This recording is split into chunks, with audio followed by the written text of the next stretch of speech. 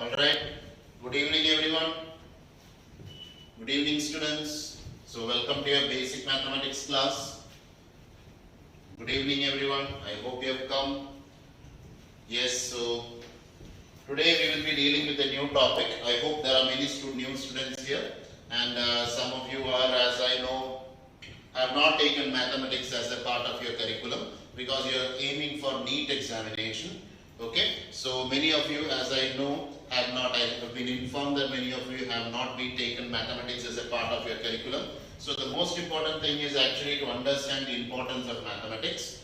The importance of mathematics lies in the physics as well as chemistry. Okay, so I'll just give you a small brief on how you are supposed to prepare. So you know that NEET examination. Okay, I'll just go behind. You know that NEET examination is fundamentally out of 720 marks. Out of which 360 marks stands for physics and chemistry, right? They take 180 and 180 each, right? So that is the most important thing. And in this case, what you should understand is that, yes, okay. So in this case, what you should understand is that out of this 180 marks, okay, out of this 180 marks, the majority of the marks, okay, the majority of the marks. So you can see.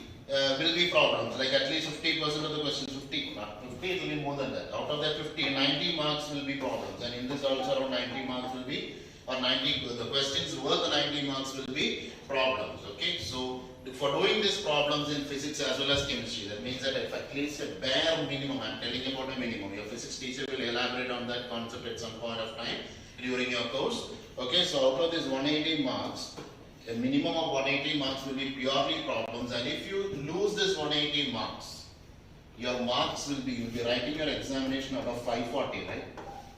And scoring, we are scoring around 500 marks. The difficulty is that it is not possible to get an admission into a medical college. So that is the difficulty. So if you are not good with the mathematics part, okay, if you are not able to understand or appreciate the concept of mathematics or the idea behind mathematics in physics and chemistry, it will be difficult for you to score any marks in these ones, okay? So that will be difficult. So you should always be regularly, what do I say? You should be regularly affiliated to, okay? You should be regular, right? And mathematics must be going through your mind. Basic mathematics is very important, and without which you will not be able to score good marks. You just think of it as a logic on this simple logic, okay? And you can make sure that 90 not be 90 marks, will be more than 90 marks. That is also something that you can be very sure of. Fine. Now, so that is the importance of mathematics, and the questions in physics and chemistry will involve a lot of things, okay? In chemistry, in the last classes in the first class I had discussed about exponents, right? We were discussing a lot about basic exponents, okay? So that exponents is very much important, the last step of the physics calculations and chemistry. Chemistry you will find it very much often, okay? Your chemistry sir will tell you how to do the calculations and all. Okay, the calculations that you do, if you have to find 60 by 3.25, you don't go around writing 60 by 3.25, you will use some other technique. So you must be very much aware about these things. So that is very, very important, and the teacher will explain. You just need to understand that you should focus on mathematics. At least give very much importance. I would suggest to give you ample importance as biology. You will give the most important subject that many of you will consider in your NEET examination is biology. Okay, give more importance than biology, because that is how much weightage you will have for mathematics in a NEET examination. Mathematics is adrishyana, it is invisible. Okay, it is just invisible. You don't see that there is mathematics, but it is very important. All right. Fine. So last classes, in the last 2 lectures, 2 or 3 lectures, I don't remember the exact number of lectures. In the last 2-3 lectures, we had discussed about exponent, right? We had discussed about exponent and how these things are there. Base to the power of exponent, and the 3 different possible values, that it can be either 0, negative or positive, and based on that, and the basic rules of a raised to m, the whole raised to m, a raised to m by a raised to m, a raised to m into a raised to m. So we saw all these rules. Okay, so these are very important rules. I hope you are very much clear with it, and always do these questions that I had already done in class. We did a lot of objective questions, so please continue doing it. And today we will be moving on to another topic again. It's a class 9 topic. Okay, I know that it is a class 9 topic. You might have studied it and you might be common to it. I mean, like you might know it, but the thing is that the moment you leave mathematics as a subject, for some of you, not every one of you, some of you might have left mathematics as a subject. So you will be less like there might be a reason for you to not choose mathematics, right? You may feel that it is difficult, you may not like it, that kind of things will be there. But don't give any kind of alienation towards mathematics, because cinema there is nothing doing. Okay, even in biology, you will have some chapters where you need to have good understanding of mathematics. There are some chapters, I think it's genetics or something. And there are a few chapters in class 12 topics. There are some chapters where you should be very good with mathematics. Okay, so fine. Right, now we will be dealing with polynomials. So let us try to understand what a polynomial is, what a function is. Okay, now an expression of the form y is equal to a into x raised to 0 plus b into x raised to 1 plus c into x raised to 2 etc. up to x raised to n. Any coefficient raised to x raised to n. This is called as, such an expression is called as your polynomial. Okay, and the condition is that n should be a natural number. N should be a natural number. Okay, fine. Now you saw this thing. We studied about the different types of numbers, right? We studied about real numbers. We started with the natural numbers. Then we studied whole numbers. Then we studied integers. Then we studied rational numbers, irrational numbers, and then the concept of real numbers. All these numbers together are called as real numbers. I hope you would remember that. From that you can say that n is a natural number. And then the number on n is a natural number. So what is a natural number? Natural number means it should lie between, it should be either 1, 2, 3, 4, etc. up to infinity. Whatever may be the number, it can go up to any value. Alright, so this is a basic definition of a polynomial. I would suggest you to note these things down, okay? Because I will not be giving any notes. It's difficult to give notes for these things. So because it is a class 9 topic, so it is not required for you, because you note the thing is that you just need to have an understanding. You don't sit and study these things, but you should have an understanding of these things. Okay, the thing is that understanding should be there. So I would suggest you to take a running notes. That's more than enough, because you don't have any. Just write this expression: y is equal to a into x raised to 0 plus b into x raised to 1 plus c into x square plus etc. up to x raised to n. X raised to n or m, it will not be coefficient, will not be 1. It will be something. Okay, so I'll write x. X no any number, any coefficient where n should be a natural number. N or it is the exponent. Okay, what does n stand for? It stands for the exponent of the variable. Exponent of variable. Okay, fine. Now, what are variables and what are constants? That is another thing that you should understand. In this question, this is called as, in this expression, you can see this is your coefficient, right? This is your coefficient, or it will always be a constant value. What is a constant value? It does not change. The value does not change. That is the idea behind. That is the idea behind coefficient or a constant. It does not change. What is x? X is my variable. So what do you mean by a variable? Variable is something that will change throughout its domain. Okay, it will change. Slowly, variable will not be a constant, but it will change. Okay. Now you can see the exponent of the variable should always be a natural number. I hope this idea is very much clear to you. All right. Now let us move on to the next thing. What are the different types of? So this is the meaning of a polynomial. This is very important. You can see the important topics. This textbook. Okay, I'll just make sure that you get a PDF copy of this textbook. This is actually something called as, exemplar textbook. Okay, exemplar textbooks are available for physics, chemistry and biology. Alright, so it is not that very good for these subjects. Every teacher will give a comment on that, on particular subject. So for this textbook, you will get it from, this is an NCERT publication textbook. NCERT published textbook, but it is not the book that you might have studied in your school. Okay, so it is something different. You can see it's an NCERT published textbook. Okay, so where do you get this from? You get this textbook from ncert.nic.in/exemplar. You can download it. Okay, you can download this textbook. This video will be sent to you today. Okay, this video will be sent to you. Okay, so you can keep it with you. So that is fine with it. So that is fine. Now you can download this textbook there. Okay, if you want, there is no need. Basically, that is not very important. But if you want to read more, Okay, then you can actually download this textbook. Or else you may take a class 9 NCRT book, class 9 NCRT textbook and read the chapters polynomials. That is also very good. This is a very good exercise to do. It is a basic revision that you must supposed to do. Fine. Now we understood the basic meaning of a polynomial. We understood the basic meaning of the term polynomial. Now, so this is the basic meaning. Now let us see what are the remaining things that we are supposed to learn. Now we will move on to the next thing. What is the next thing? That is the degree of a polynomial. Now let us try to understand what is the degree of a polynomial. What is the degree of a polynomial? This is very important, extremely important. Degree of a polynomial. How to identify the degree of a polynomial? This is a very, very important thing to notice. Now let us see. I am just taking this expression like this. I'll just take this expression exactly as it is.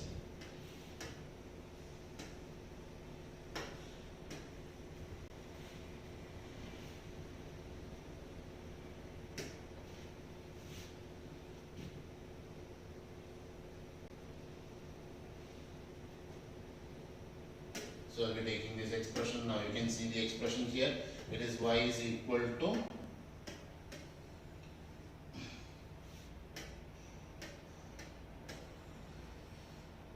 this is the expression y is equal to ax raised to 0, bx raised to 1, cx square plus x into x raised to n. That is what we said the basic expression is. Now let us try to understand what is the degree of the polynomial. Degree of the polynomial. Degree stands for highest value of the exponent. Highest value of the exponent. It is very important. Please note it down. It stands for the highest value of the exponent. The highest value of exponent is called as degree of a polynomial. Now let us take some examples. For example, if I am taking an expression like this, y is equal to 4 plus 7x minus 3x square plus 8x cube minus x raised to 4 plus 2x raised to 5. You can see the expression like this. Right? What we are generally used to is not writing like this. It is the opposite way. That is what we generally are used to writing. Fine. We will start write the highest degree first. Right? When you are studying a cubic equation, you generally write the cubic equation first. And you are writing a quadratic equation, you write the quadratic x square term first. Now, okay, fine. Now you can see, you will look at the variable in order to find the degree or the highest value of the exponent of variable. Now let us see first, for this, you are supposed to find the highest value of the exponent of variable. Variable in the exponent. So first you should identify the variables. Which are the variables? It is x. Okay, fine. I have identified my variable as x. Now let us look at what are the different different exponents of this variable. You can see here also you have something like this, 4x raised to 0. As I said earlier, any number to the power of 0 is always equal to 1. That we have studied in exponents. Any number raised to 0 is always equal to 1. So now again this one has the exponent to be 1. Here we have the exponent to be 2. Here we have the exponent to be 3. Here we have 4. Here we have 5. So you can see out of all the exponents, which is the highest exponent for the variable, it is 5. So what is the degree of this equation? Degree of this equation is equal to 5. Okay. Now, based on this degree, we generally classify the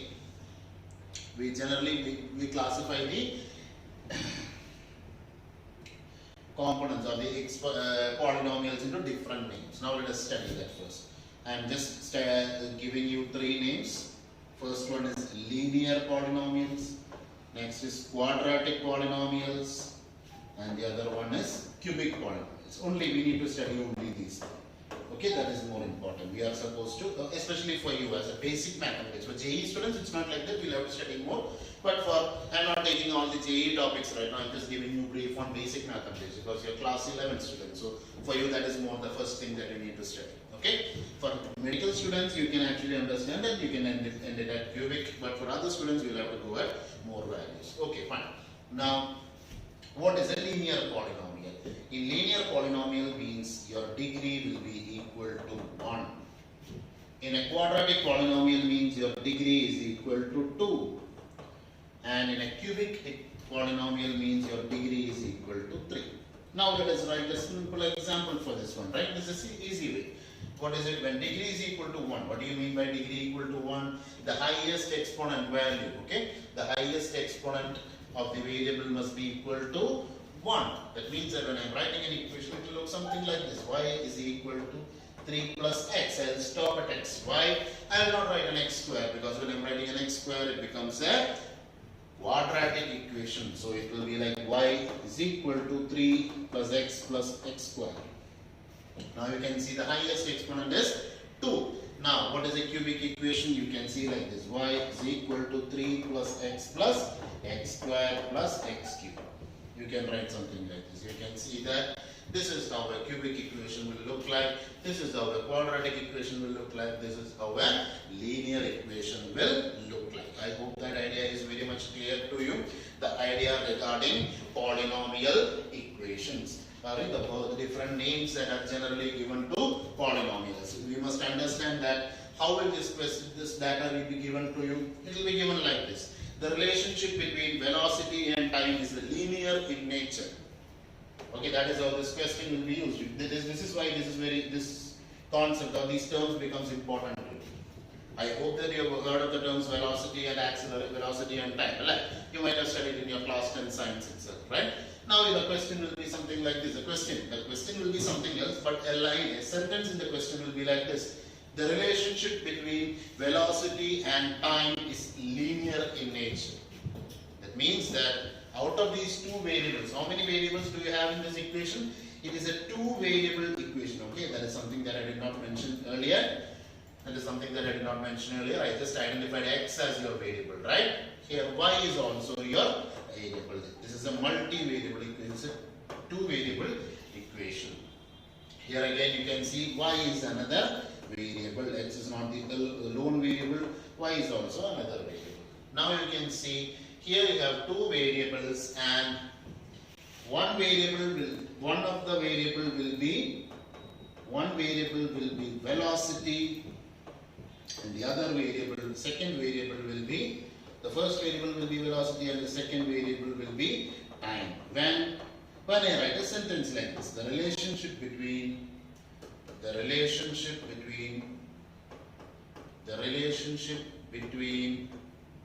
velocity and time is linear in nature. Velocity and time is linear in nature. There will be something else for the question also. Okay. There will be something else in the question. This is not the entire question in physics. This will not be the entire question in physics. But this will be one sentence in your physics question. If you are not very sure about this term, if you are not very accustomed to, or if you are not very used to this term linear, you will not understand the question. Then the question will go something else, any other down. So there will be a lot of things and you will be asked to find something else. Alright? So this is why mathematics is very important. Okay, because the questions in your physics as well as chemistry will involve some terms that is very much connected to basic mathematics. I hope now it is becoming a little bit clearer to you, the importance of studying mathematics. Alright, now you can actually write this thing again. Instead of this linear, the relationship can be like this. The relationship between force,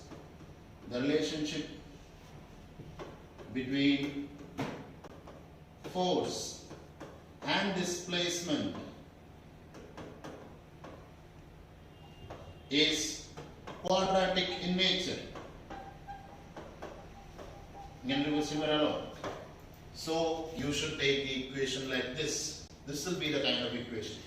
The equation that you are supposed to take will be taught in physics class. But the important thing is that unless and until you don't know this thing, your physics teacher will have to teach you mathematics in his class. So that is not basically possible. That are two different things. He will not be able to teach you what a polynomial is, what is the meaning of the term linear equation is. This is not something that he can afford to teach, because you will have to spend a lot of time. It will be like he is teaching you both mathematics as well as physics. So that is the reason. Okay. Now This is something that you should very much understand. The same thing can be asked again, like if it is a relationship between two things, any two things, physics, anything, it can be current, ampere, there are a lot of things that you will study in physics. Okay, a lot of components that will be there. So these kind of things will be, you should be able to identify the kind of relation, and that is the importance of writing the polynomial equation. I hope this is clear to you. I'll give you 5 minutes time for you to copy the whole thing down. Okay, you may, I think we'll just start from the beginning, and I hope that many of the things you might have copied down. I'll give you around less than 1 minute time to copy this down. Okay, write the heading polynomials. Okay, I'll just give you 1 minute time to write these down. So take your pen, book, and start writing it. I'll not be giving you much time. Okay, I want you to write it down now itself, because I'm almost sure that you will not go. You cannot actually sit and watch the video, whole video again, just in order to in order to write this down. That is not practically possible. So I'll just give you a few moments time to write this down. What is polynomial? The basic expression. You do not write in a definition at a minute. That is not required for you. Okay, don't write the definition, not just write this thing. Identify that A is a coefficient or constant, X is a variable, Y is also another variable. There are two variables in this equation. Y is a variable, N is the exponent of the variable, N is always a natural number, N should always be a natural number. What is a natural number? It should be 1, 2, 3, 4, etc. up to infinity. Don't write it as sentence and all. That is not required. I'm not expecting you to write down sentences. Just write down the things that are important, just as I have written here. Okay? Now, what do you mean by degree of a polynomial? What do you mean by degree? You can write the heading degree of a polynomial. The highest value of the exponent of variable is called as degree of the polynomial. Okay, degree of the polynomial. Please write it down. Degree of a polynomial. I hope it is clear. I'll just zoom it out a little bit. Yes, I think you can see it now. The highest value of the exponent of variable is degree of a polynomial. The highest value of exponent of a variable is called as degree of a polynomial. The highest value of exponent of a variable is called as degree of a polynomial. Yes, very good. I hope you have written it down. You can write an example. You can write this expression for y minus 4 plus 7x minus 3x squared plus 8x cubed minus x raised to 4 plus 2x raised to 5. You can write that the degree of this polynomial is equal to 5. You can write that degree of this polynomial is equal to 5. Yes, very good. Now, based on the degree, may please write it down. You may write this expression down. Y is equal to 4 plus 7x minus 3x squared plus 8x cubed minus x raised to 4 plus 2x raised to 5. You can write that expression down, and you can see that the degree of this polynomial is equal to 5. How do you understand it's 5? Because the highest value of the exponent of variable is equal to 5, or highest exponent, this the expression is 5. Fine.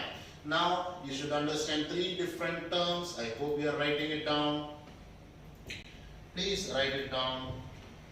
These terms.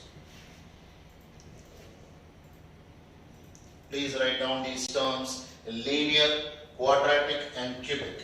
As I said, this is important. These three things are important to everyone. Those students who are studying JEE mathematics will have to actually learn a little bit more, but you will learn that at appropriate times in different chapters. You will learn it.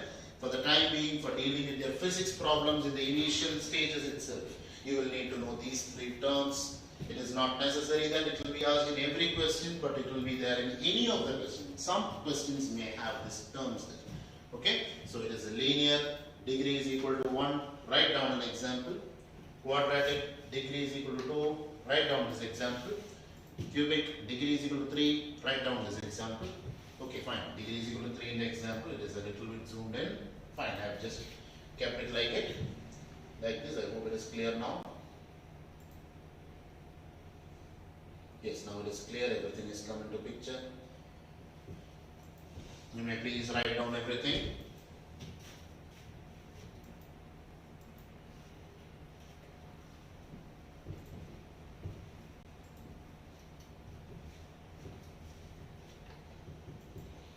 Alright, I look into this. We have two variables. Let us look into linear and how this thing might be asked. You can write it as a sample on how it will be asked in your physics questions. You may please write it as a sample that will be asked in your physics questions. The relationship between velocity and time is linear in nature.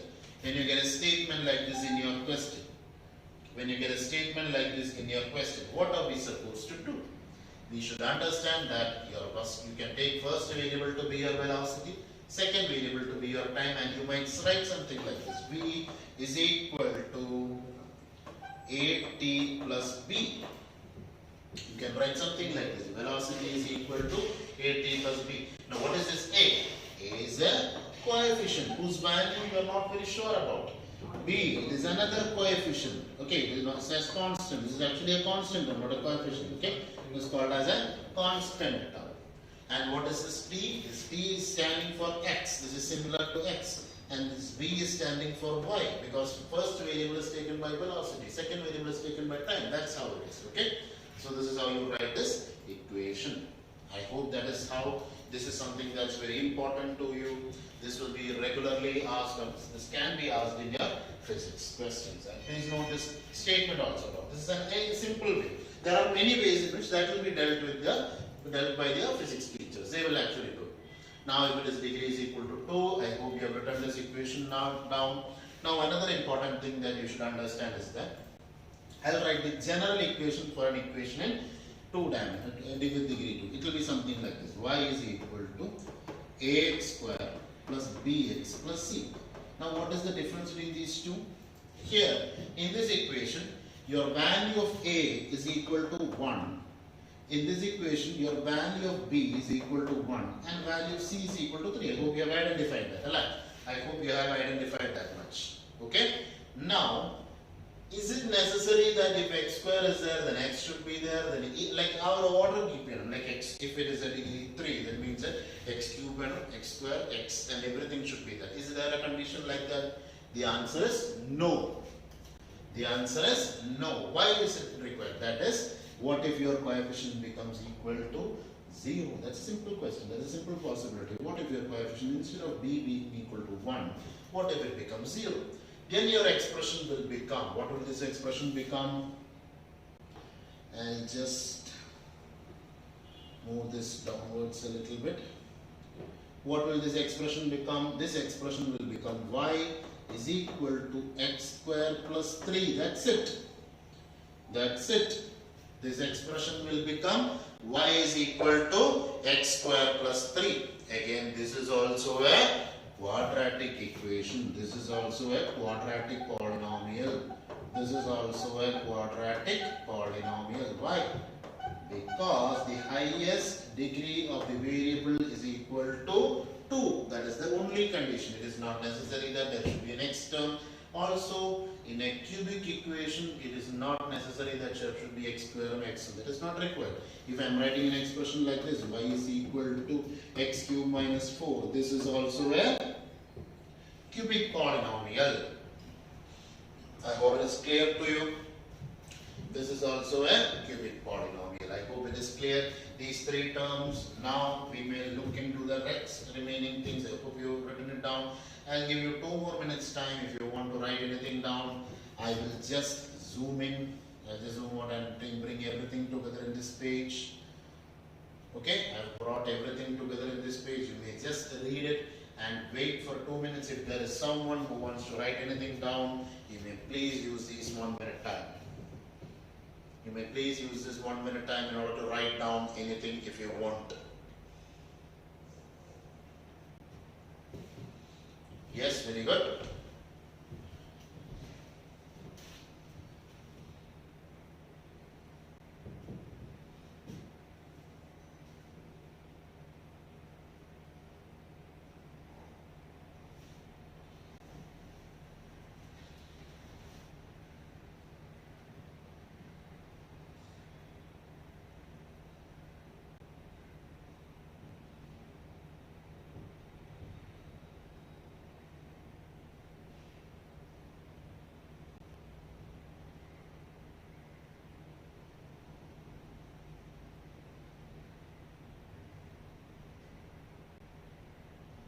Alright, I think I have given enough time. That's enough. Now we shall go into the next thing that you're supposed to study. So we learned about degree of a polynomial. We learned what coefficients are. And we learned about linear, quadratic polynomials, etc. Right? We learned about what is a constant polynomial. That is Unula. What if there is only a value like this? Like if you instead of having y is equal to 3x, you can say something called as a constant. Okay, we can say something called as a constant also, that is y is equal to 4. If I write like something like or x is equal to 2, you can call this as a constant polynomial. Why? Because it will have an x to the power of 0. That will be there. That's it. So it is just a constant. It is not exactly a constant polynomial. It is just a constant. That's it. But that is not very important to you. That is a deep conceptual kind of thing. So it's not very important. Or not such as that is very important to you. Now, let us see what is the next thing that you are supposed to study. Now, there is something called as monomial and binomial. Okay. Now, that is not very important to you, but I will just briefly say. If I am having an expression like x plus y plus z the whole square, this is a trinomial equation. If I am having x plus y the whole square, it is called as a binomial equation. I hope you are getting it right. It is not square, okay, it need not be 2 here, it can be any number. Okay, it is not necessary that it should always be 2. It can be any number. It can be 2, 3, 4, anything. Okay, even negative numbers, but still it is fine. This is called as a binomial. And if I am having one thing alone, then it is called as a monomial. So it's not very important. Just because you saw it, I am saying it. That's it. Okay, that's not very important to you. Okay, this is pure mathematics, and this mathematics will not be generally asked in your physics. That is not very important, but I am just, as you saw it, just that is the reason why I just said it is not even required. It is not very important for you to even note it down, right? Now, this is very simple, and I am sure that you know this thing. Value of a polynomial for a given value of variable. Now that's very, very simple. I'll just give you a question in order to actually show it. You can do this question. F of x is equal to 2x square plus 4x minus 7. So you can see this is a polynomial function. Okay, this is a polynomial function. This is a polynomial. Why is it a polynomial? Because every condition that is required for a polynomial is satisfied. That too, what kind of a polynomial? This is a quadratic polynomial. What is the value of a? A is equal to 2. The value of b is equal to 4, and the value of c is equal to minus 7. I hope that is also okay for you. Now let us see it. What is, if I am asking you to find the value of f of x, when x is equal to 3. Now I'm sure that you will be able to find it out. You can please do this question, please. You may please do it. Value of f of x when x is equal to 3. Fine. Value of f of x when x is equal to 3. That's very good.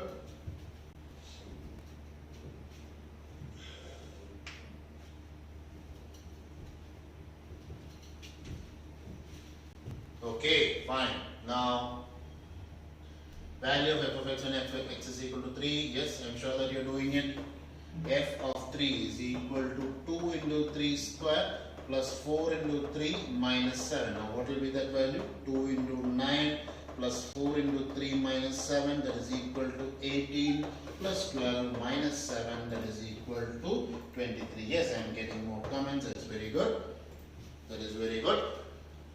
You got the answer. That is it. Adani Paradasanam. I hope you know the value of a polynomial for a given value of variable. I'm sure that you also understood that. Okay? That's a very important thing, and you are supposed to understand that. It's very good. Fine. Now, let us next see the remaining things. Yes, that's very good. I hope you are done with this basic concept. Now, let us see into the next concept. Zeros of a polynomial. Now that's very important to find the zeros of a polynomial. Now, zeros of a polynomial. Now I'll be clubbing that with some more concepts. that you have already learned. You might have learned about quadratic equations, right? You might have learned about quadratic equations. I know that many of you will be good at this, but still I will be explaining each and every concept in a detailed manner because I don't want to have anyone to have any misconceptions or confusions in your basic quadratic equations. So what I will be doing is I will be taking enough time and explaining every detail of the quadratic equation and how to solve a quadratic equation. Okay, so I'll be basically doing that. Okay, fine. Even if many of you might be like you will be very thorough with it, but still please bear with me. This is something that you've studied in class 9 and 10. Okay, and you might be very much familiar with that solving questions in class 10 mathematics. Okay, but still let us do these questions. So this is, I'm clubbing two topics together. I'm clubbing the zeros of a polynomial, and I'm clubbing the factorization of quadratic equation, quadratic polynomial by splitting the middle term. I'm clubbing these two things together. Okay, zeros of a polynomial and factorization of a quadratic polynomial by splitting the middle term. Now let us see that. So this is exactly what you have studied in the quadratic equations. Now let us first study what a quadratic equation is. Now x square minus 4x plus 3 is equal to 0. I am writing this expression down. Now splitting the middle term, that is the most important. There are actually two ways of solving a quadratic equations. Okay, there are many ways. I am just teaching you two important ways. One is using the direct formula method. And the next method is by splitting the middle term. I am actually using both of them. Okay, I am using both of them together. So this is actually splitting the middle term, and next is by using the formula. Now let us see what the formula is. I'll just first show you the formula. Now let's say simple, x1 comma 2 is equal to minus b plus or minus root of b square minus 4ac by 2a. So this is the expression where my quadratic equation will be ax square plus bx plus c is equal to 0. Okay, so what is a? A is the coefficient of my x square term, b is the coefficient of my x term, and c is the constant term. Okay, fine. Now let us take the example that I have taken there earlier. X square minus 4x plus 3 is equal to 0. You can see that the value of a is equal to 1. You can see the value of b is equal to minus 4 and the value of c is equal to 3. Alright, now let us substitute these in the given equation. Now what will it look like? This is x12 is equal to minus b is 4 plus or minus root of minus becomes plus. So root of b square, that is going to be 16 minus 4ac, that is 4 into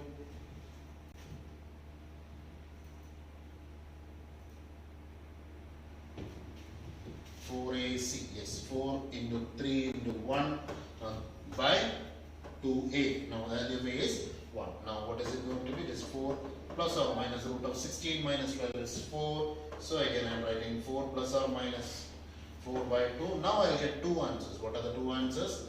One x1 and another will be x2. How will you get x1? That is 4 plus 2 by 2 and 4 minus 2 by 2. What is it? I am writing a plus or minus here. That means that if I am taking plus, I will get one answer. If I am using minus, I will get the second answer. So it is going to be 4 plus 2 is 6 by 2 is equal to 3. And again 2 by 2 is equal to 1. Now this is how you solve a quadratic equation by using a. This is how we solve a quadratic equation using a formula. I hope it is clear to you.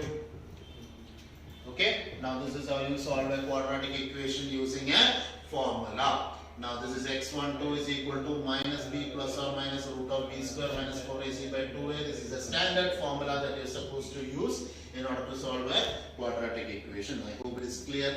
I am sure that you will be knowing it and just explaining the concept once more. That's it. Alright? Fine. Now let us understand how to do by splitting the middle term. When you are splitting the middle term, what you are supposed to do is, when you are splitting the middle term, you have, I'll just write it again, ax square plus bx plus c is equal to 0. If I am having a equation like this. If I'm having an equation ax square plus bx plus c is equal to 0, then I should find two numbers. I am supposed to find two numbers such that the product of these two numbers is equal to c into a, and the sum of these numbers is equal to b into a. Okay, I'm not sure what we have studied earlier. Similar, I hope it is exactly in the same way itself. We should find out two numbers in such a way that the product of these two numbers is c into a, and the sum of these two numbers is equal to b into a. Now let us take an example and try to understand. Now we have taken the example of the same question earlier, x square minus 4x plus 3 is equal to 0. Alright, now you can see the value of a is equal to 1. The value of a is equal to 1. The value of b is equal to minus 4, and the value of c is equal to 3. Now let us try to understand what is the product and what will be the sum of it. Now you can see, as I said, the product must be equal to, you can see the product must be equal to c into a, right? It must be equal to c into a. What is c into a? It is 3 into 1. 3. So you can see that the product must be equal to 3. Alright? The product must be equal to 3. Now what about sum? Sum must be equal to minus 4 into 1, that is minus 4. So you are supposed to find two numbers such that their product is equal to 3 and sum is equal to minus 4. Now the question comes, how will we find these numbers? Is there any technique for actually finding out these two numbers? To be frank, there is no technique to actually find out these things. The only way is by practice. This is very important for you. I'm just saying that again and again. This is extremely important for you to actually be familiar with solving a quadratic equation. Almost every question that you get in your physics and chemistry will end in a quadratic equation or a linear equation. Okay, it can be either one of them. Linear equation is very simple. Linear equation in 2 variables and 3 variables will be common. 3 variables is not that common. 2 variables is very common. Almost every question will either have a linear equation in 2 variables or a direct quadratic equation. So you must be extremely familiar with all the numbers. You should practice at least, in my opinion, you should practice at least 50 to 100 problems. I'm not exaggerating. Okay, I'm not exaggerating. You should solve at least that much questions, okay, in this particular thing. I'll be sending you many questions in today as a homework questions. You will receive these questions as a PDF copy. Okay, now you may please solve those them. And this is x square minus 4x plus 3. As I said, now what are the two numbers? It is going to be minus 3 and minus 1. You can see the sum of these two numbers will be equal to minus 4, and the product of these two numbers will be equal to 3. Alright, now let us split it. How can I split it? This is going to be, I'll split the middle term using these two things. So I'll take minus 3 and minus 1. So it is going to be minus 3x and minus 1x plus 3 is equal to 0. Okay, fine. The numbers are minus 3 comma minus 1. Now this is how you actually start doing it. X square minus 3x minus x plus 3 is equal to 0. Now what do? We take common outside. We just need to split this into factors. You can see that this is a quadratic equation and you need to factorize this quadratic equation. What do you need to do? You need to factorize this quadratic equation. What do you mean by factorization? What do you mean by factorization of a polynomial? Factorization means you have to express it as a product of two different, not two, n number. So for the time being I am saying 2. It is not exactly 2, it can be more than 2 also. But for the time being I am saying that you should express this one single expression as a product of two expressions. So what do we do for that? You will try to take something common outside. You can see you can take an x common here. So it is going to be x minus 3, and you will take a minus 1 common from these two expressions alone. What you will take? You will take a minus 1 common from these two expressions alone, then it becomes x minus 3 is equal to 0. Now you can see that there is an x minus 3 common in both these expressions. You can see this is your expression 1 and this is your expression 2. Not two different expressions, use term 1 and term 2. I can say like that. This is your first term and this is your second term. Now you can take an x minus 3 common outside, so it is going to be x minus 3 into, in this expression only x will be remaining, here only 1 will be remaining. So you can say that this is x minus 3 into x minus 1 is equal to 0. Very good. Now it comes the very important part, very important concept that you're supposed to understand. How will you get the value of x from this expression? Okay, how will you get the value of x from this expression? How will you get the value of x from this expression? Now let us see the fundamental understanding behind that. Let us see the fundamental understanding behind that. How will it look when product of two numbers is equal to 0? Okay, when I am having two numbers, say a and b, I am not taking a and b. We were regularly taking a and b, so I am taking two different numbers, say m and n. If I am saying m into n is equal to 0, then the product, we know that 0 into any number is equal to 0. Also 0 into 0 is also equal to 0. That means that in this particular condition there are two options. There are three options actually.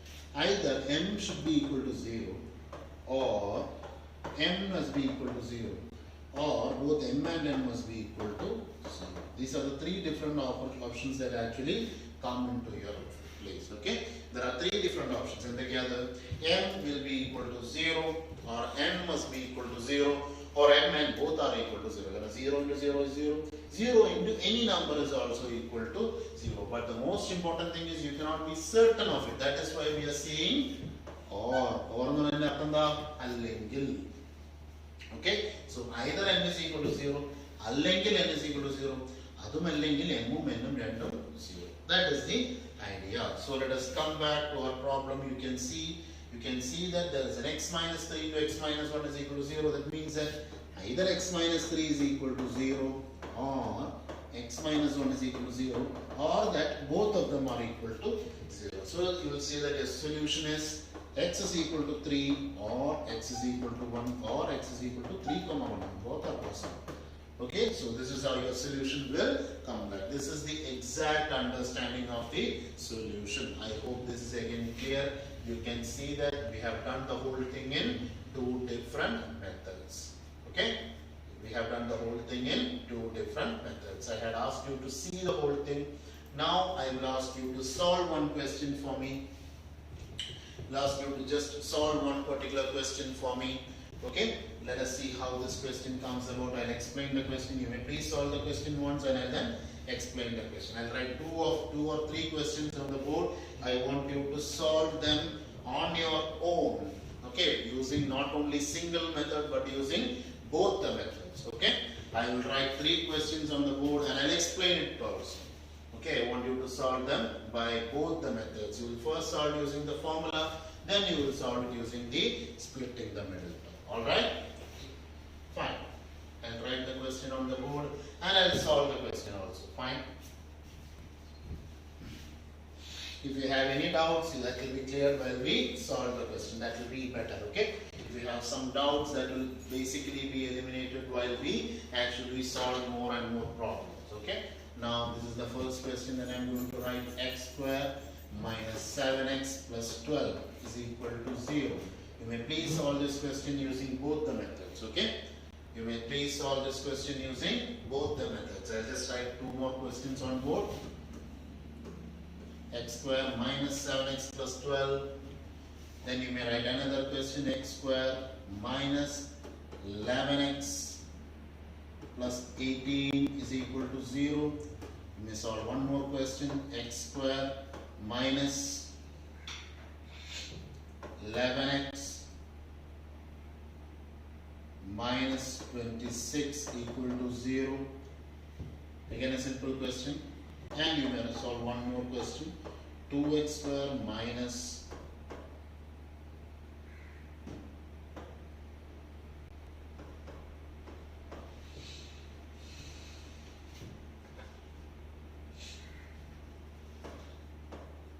2x square minus 9x plus 4 is equal to 0. I will be solving to all the 4 problems. You may please start solving it. I will give you around 2 minutes head start. Okay, I will be giving you a 2-minute head start and I will start solving the questions slowly. Fine. I will start solving the question slowly. In case of any doubts, that will be cleared while we explain the question again. In case of small doubts, you may please go ahead and solve the question first. That will be better. Okay. In case of any doubts, you may please go ahead and solve the questions in your own methods. First, solve using this formula: minus b plus or minus root of b square minus 4ac by 2a. If you have any doubt in the formula, you may please note down this formula now. Okay, you may please note down this formula now. I'll just paste it there for you.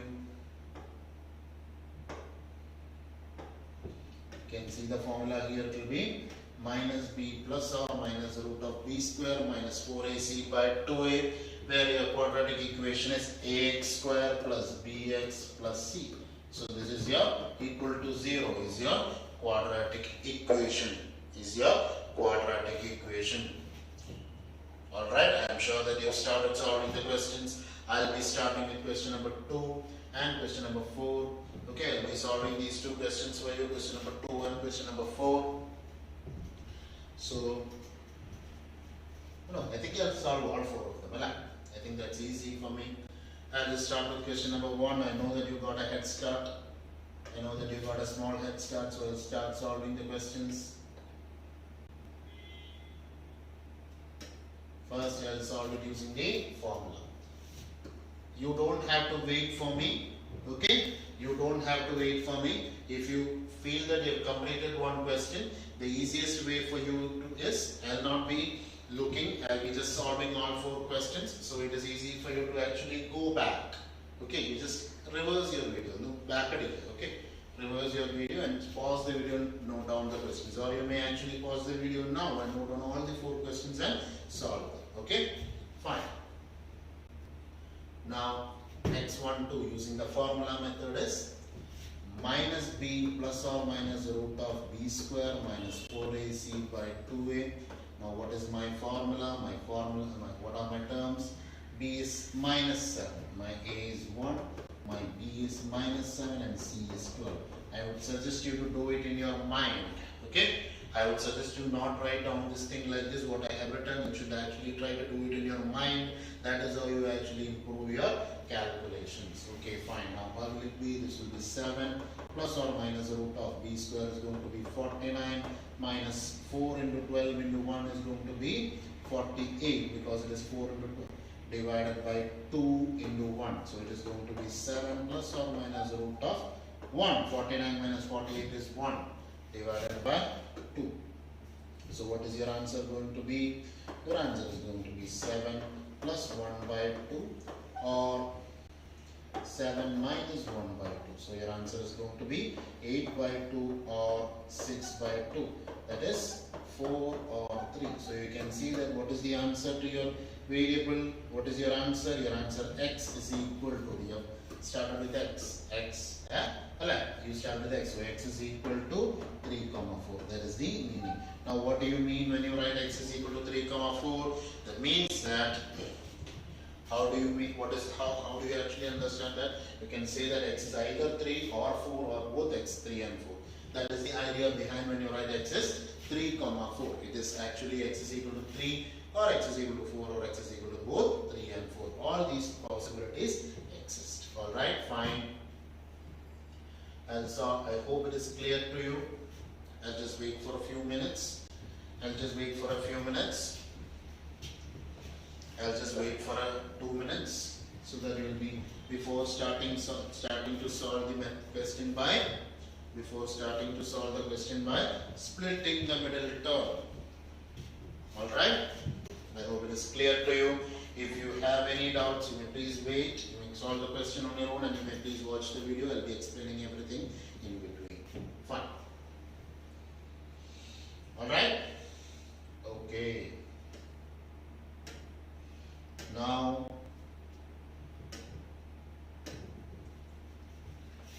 again, We'll solve it by splitting the middle term. What is the condition? As I said earlier, we'll just take that condition. What was that condition? I had written here, right?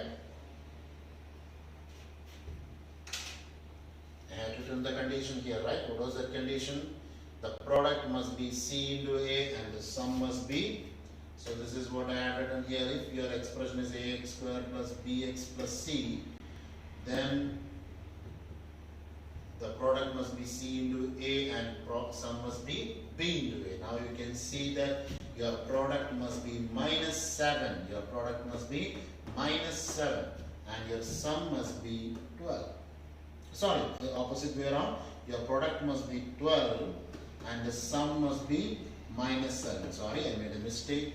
Your product must be 12 and your sum must be minus 7. Your product must be C into A.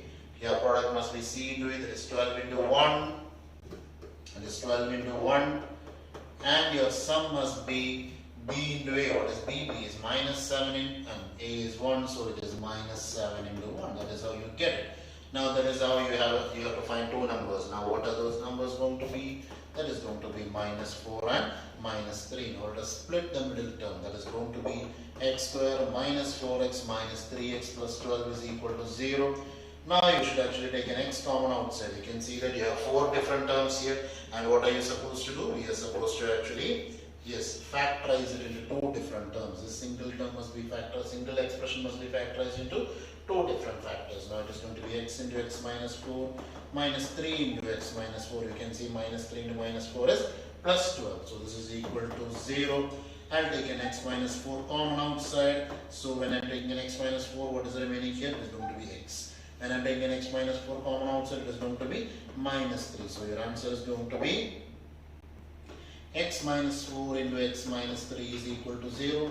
As I had explained earlier, when you have m into n equal to 0, m is equal to 0 or n is equal to 0, both m and both are equal to 0. From that you can say that, x is equal to 4, x is equal to 3 or x is equal to, you can actually write this exact thing that you're supposed to write is x minus 4 is equal to 0 or x minus 3 is equal to 0. From this you can get x is equal to 4 or x is equal to 3 or actually x is equal to both 4 as well as 3. 3 different answers are actually possible. Right? This is not 2 solutions. We say that we have 2 solutions, that is x is equal to 3 comma 4. Alright? We have 2 solutions for this equation, that is x is equal to 3 and x is equal to 4. I hope it is clear to you. I will move on to the next question. I will not be explaining the next question in such detail. I will be going a little bit faster. What is the next question? The next question is x square minus 11x plus 18. I will ask you to solve this, the formula method all by yourself. I will be solving only by splitting the middle term. Okay? I will not be solving the formula method from now onwards. I will be solving only you have to find it on your own. If you are not finding it right now, I want you to sit at your home and try and solve it. Okay? Fine.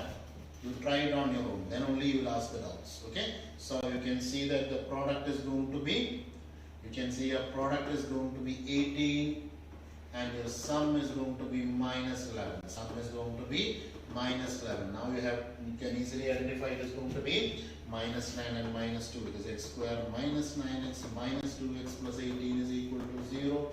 You have to factorize it by taking something common outside. You take an x here, x minus 9, and then you will take a 2, then it is going to be another x minus 9 is equal to 0. When you are taking where did we choose to take minus 2 outside? How do you actually find out that it is a minus 2 that you are supposed to take? You take an x from here.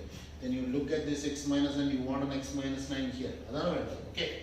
If you are getting an x minus 9 here, your purpose is to get an x minus 9 here. That is why I am taking a minus 2 common outside. Because you can take 2 also outside. You are going to get 2 common at the top. 2 common at the top, you will get something different from x minus 9. That is not what I want. That is why I am taking minus 2 common outside. So this is going to be x minus 9, 2 into x minus 9 is equal to 0. Again, I will end up with the answer x is equal to 2 comma 9. You can see there are 2 answers, 2 solutions to my value of x. So that is how you solve the question. Now let us move on to the next question. I think I'm going a little bit fast, so I'll just wait for a few seconds before starting to solve the next question. I'll just wait for a few seconds before starting to solve the next question.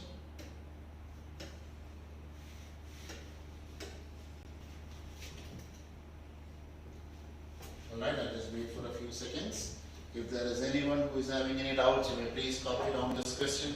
And if you are going slow, you may solve the formula method later. Okay? If there is anyone who is going slow, you may please solve your method using the formula later, because you know the answers. Okay? Now you know the formula, you know the answers, you know A, B, C. Now you may solve it on your own. Okay? So you may actually do the splitting time by middle term right now. If you are slow, don't spend time on the other method. Alright? Fine. Okay?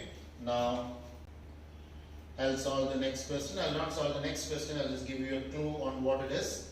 You have to solve it on your own. You may spend, if you have any doubts, you may ask the doubt. What is going to be the number? I'll just say the options are minus 13 and 2. I'll say that the number that you are supposed to find, your product is to be minus 26 and your sum is to be minus 11. Okay?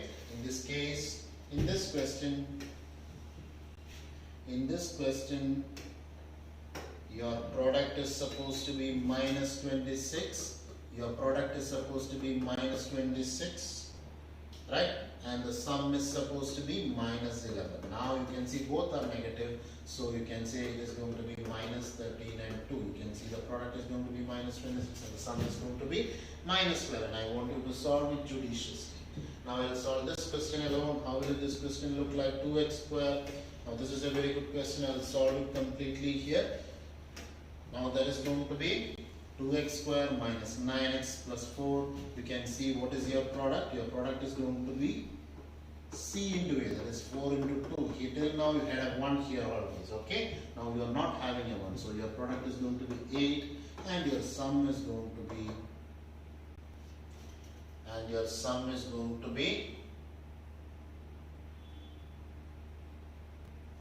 minus 9. Oh, sorry, I think I made a mistake there. Okay, I'll just solve this question later. For the time being, we'll just wind up the class. I am a little bit late now. Today I'm just winding up the class a little bit early because I have some appointments. Okay, so for the time being, I'm just winding up the class. Okay, and we'll just see you tomorrow. Not tomorrow, we'll see you on the next designated day, and the timetable will be updated to you. Via the WhatsApp. Please keep that. I hope it is clear to everyone, and you may please solve the questions using the formula method. The last question I'll be solving later because I am having a little bit appointments, and please revise the basic concepts of polynomials and quadratic equations. Next class we'll be learning zeros of a polynomial. It will be good if you actually prepare and come with that textbook, zeros of a polynomial, and we will also be describing about the division of polynomials. I hope you remember this kind of division, right, that you have studied. So I would advise you to actually revise that and come in the next class. That will be easy for me. I'll not have to spend a lot of time explaining each and everything for you. Alright, so thank you for watching the class. Alright, thank you for watching this class. We will see you tomorrow, and fine, thank you.